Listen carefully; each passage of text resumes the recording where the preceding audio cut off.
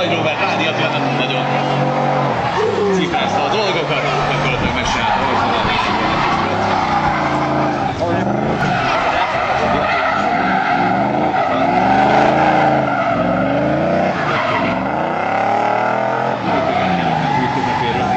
lassítson egy kicsit.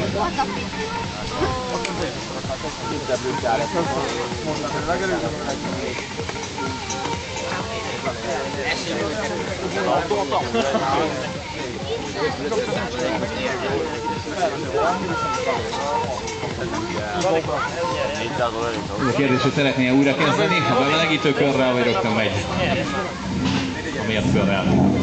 Hogy ez kell? A következő már a mért körre lesz.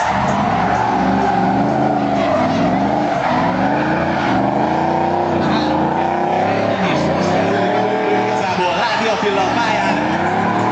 Nagyon sűrűn ment egész nap.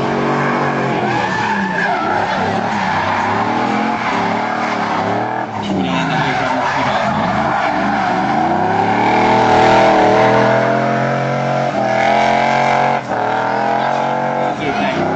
Hátsó érintés, a külső érintési pont is megvan, de milyen szépen.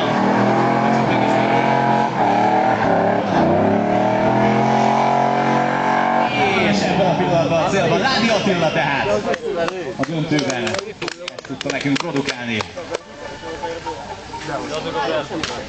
Hát ennél jobbat kéne mennie Nagy Robinak. Ez az aroma. Ez az aroma. Suzuki. Sem egyedül a kocsiban.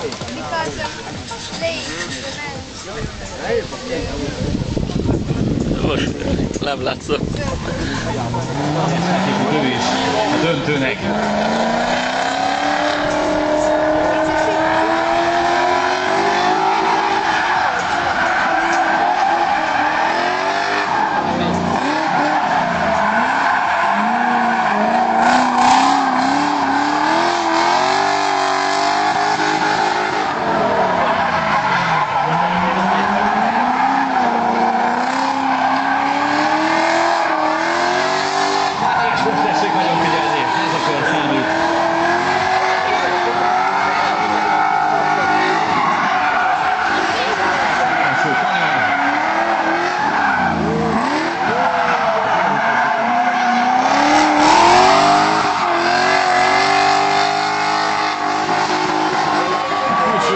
Pont sem volt rossz.